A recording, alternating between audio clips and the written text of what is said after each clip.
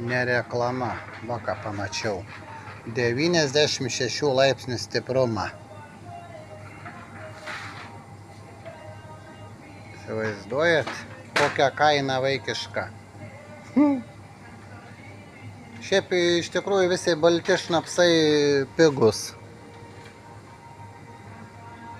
Va, kainam rodo. Mačiau, kai buvau Lietuvoje, lyginau, tai žiauriai brangiai ten. Daug brangiau. Čia va taip lėtai prasuksiu. Buvo užsakymas parodyti, kiek šnapso kainos. Kas geria, tam įdomu.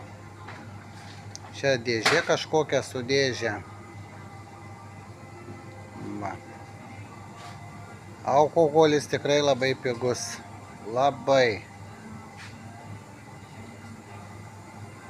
40 stiprumą, va. 40 stiprumą, tai sakyčiau tikrai labai pigiai.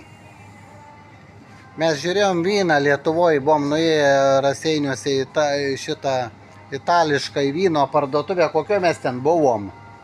9 eurai vynas, kur čia 1,5 euro, tas pats, toks pat pavadinimas. Ai, vynotekoj buvom, jo, Lietuvoje. Specialiai nuėjau vynų kainas pažiūrėti.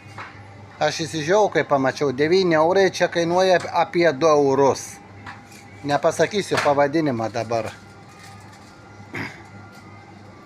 Nes čia biškį atpigę dabar yra. Nepabrangę kaip Lietuvoje, kad brangsta, o kaip tik atpigę. Už tai pafilmuoju.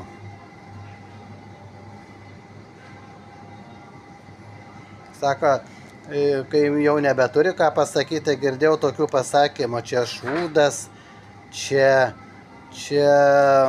ne vynas, čia iš tų kažkokių miltukų padaryta, tikriausias vynas.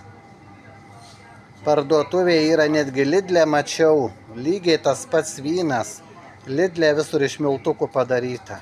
Tai Lietuvoje tada irgi parvežtas iš Italijos iš miltukų padaryts.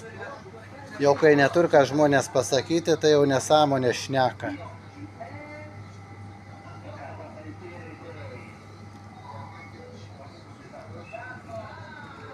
Čia man laiks baigsis, tai greit prasuku. Va tas gražus man. Čia yra 3 litrai. Labai gražus. Va, Maretas 309. Nu tai čia prasigertų. Pijokėliai. Va tokį siunčiau į Lietuvą šitą. Sakė, per saldus buvo.